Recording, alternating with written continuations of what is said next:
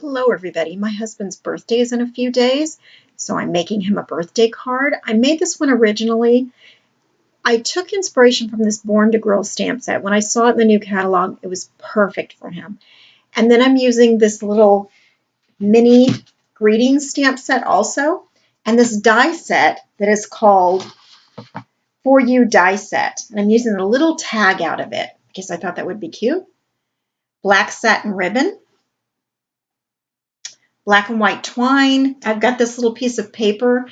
I'm going to use the chicken wire side, and it is from Good Life collection in the new catalog.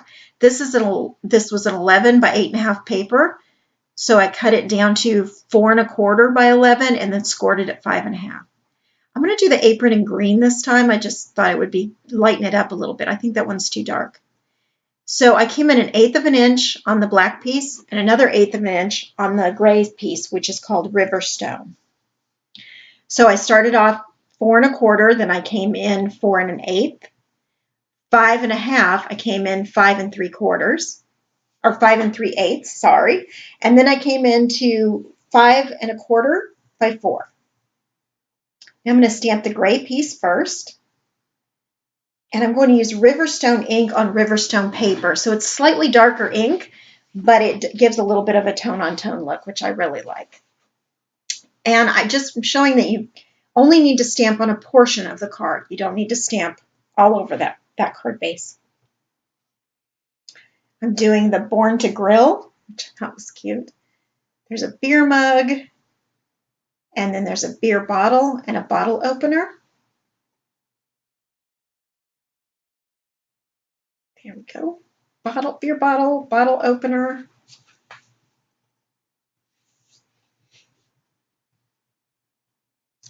Now I'm going to put some silk down, and I'm using the black licorice silk. I just like the look on this.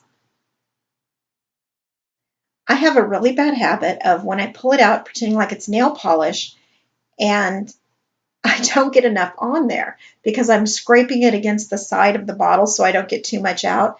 That is not what you want to do with silk. You want to get as much on there as you can. So that first pass through, I'd wiped the brush off too much to get anything. But I just like this look. I think it's pretty. It takes a little bit for this to dry, so don't do what I do and immediately start touching it and putting things around because I got a little bit of a smear. Okay, I'm going to put this satin ribbon, black satin ribbon. I'm just going to tape it down with regular Scotch tape. Actually, I think the brand I bought is like Dollar Tree tape. Let's see how much I need to move it around. Then I noticed I got 2 little dots of that silk on this paper. So I'm just going to dot it all around. Change the look of the card a little bit, but I don't mind that at all. And then I'm going to cut off the ribbon right about where I need it. Wrap it around to the back. Now I'm wrapping it a little tightly here. When I go and tie the thread, the black and white thread, on there, it's going to make it bow just a little bit, and then I know I'll have to adjust it somewhat. But I'm already knowing I'm going to have to do that. So here's the black and white thread, or twine, whatever you call it. Fun Stamper's Journey calls the skinny ones thread and the thicker ones twine. I have that little tag, and I'm going to go ahead and stamp it with that mini happy birthday. Again, I'm using the Riverstone ink on the Riverstone paper. There we go. I'm going to tie this a knot behind the tag. And you don't have to. You can just loop it under once and then loop the tag on, whichever you prefer. But I want to get this tight, kind of bring the ribbon in there. I like that look. There we go. And like I said, it makes it bow a little bit, and you've got to kind of give yourself a little more room. I'm also going to attach the ribbon down a little bit so that it's not popping up anywhere, and I'm going to use the little mini glue dots for this. They're perfect for that kind of thing. So I'm putting the glue dot on the back, taking the backing off, and just pressing it down. Okay, now we're going to thread our tag with our little greeting on there. It's a tiny hole. Takes me a couple tries. There, I get it finally. And I'm just going to tie a regular bow. You could even just tie a knot and cut off the ends if you like that look, whichever you prefer. I just decided to put a bow on here. And I'm leaving a little bit of length. You can play around with your bows then, tighten them, make them shorter or longer, however you want to do that. There we go. Now I'm going to attach this piece with the chicken wire paper onto my base. And I decide that ribbon's a little crooked there, I think. And I'm going to use some double-sided tape, which I really do like.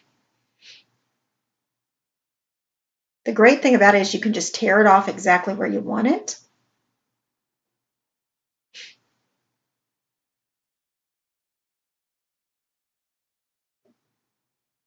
And I did not pull out my bloom tool, which is normally what I use to kind of burnish down this double-sided tape and then pull up the edge with the little sharp poker tool. And yes, I didn't do that. And so you'll see as we go on, I have a little bit of trouble pulling it up with my fingernail and making sure that it's sticking and I'm not pulling the whole thing up. So it's a good idea to kind of really burnish this down nicely. I'm going to pull it up.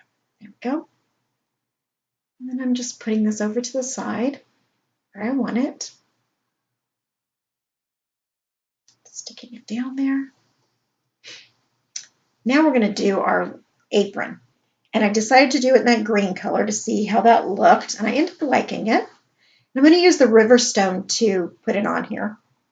Here we'll just stick with the river stone rather than going back to black. And then you need to cut this out.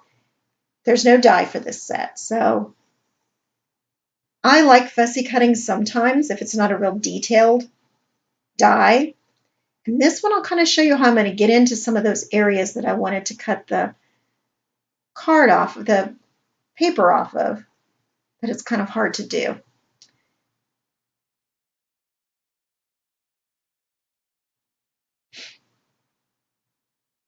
So you can see I turned the paper, not the scissors. And at this point, I don't know where my detail shears are. My grandchildren came over. So I'm using these Tim Holtz, but they're just a little too big for this kind of thing. Get back in there and get that piece off. And that can be tricky to get in there in these tiny areas, but this one wasn't too bad.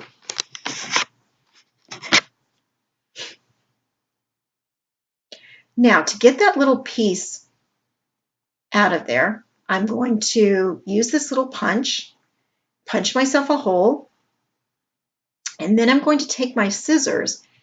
Oh, and I see some details, not the ones I like, but, and I'm going to go from that center to the very outside corners, the corner edge there.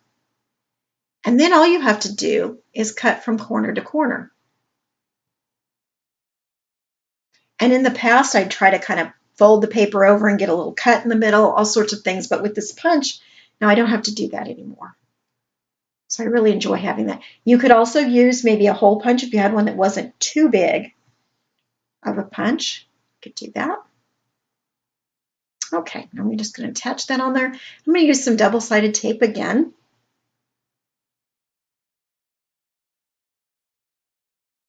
I don't know if you notice how many times I look for something on my desk that I just sat down. And I know people are out there watching a video going, it's right there next to your hand. So I don't blame you if you're saying that. And I overlap these a little bit, which I wouldn't do if I were you. I normally don't, but I'm trying to do this quickly because I don't yet know that I'm going to do a voiceover. And I think, you know what, this is going to run too long. And I'm going to cut a tiny, tiny piece of this double-sided and put it right there up at the top. Okay? I'm going to just stick this down at an angle. No right or wrong way. Just getting it down there.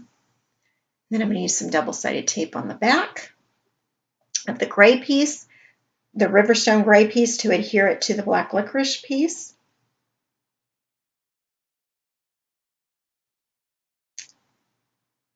And I really do like the way it holds. If you want something to hold quickly, not wait for any drying time, this is the great thing. And it's also very strong. So when I make three-dimensional things, if I make like a box, or if I pop something up a little bit, what else? When else do I use it? To seal gift card holders, I use this double-sided tape a lot because it holds fast and it really holds tightly. Okay, so I'm just going to get this as centered as I can with a little bit of the black showing all the way around. And then I'm going to put it down on the white card base. And same thing, a little bit of the white showing all around because I've come in an 1/8 of an inch. And I did get a little black on this card base, but I'm not going to worry about it because it is not going to show at all once I put the black piece down.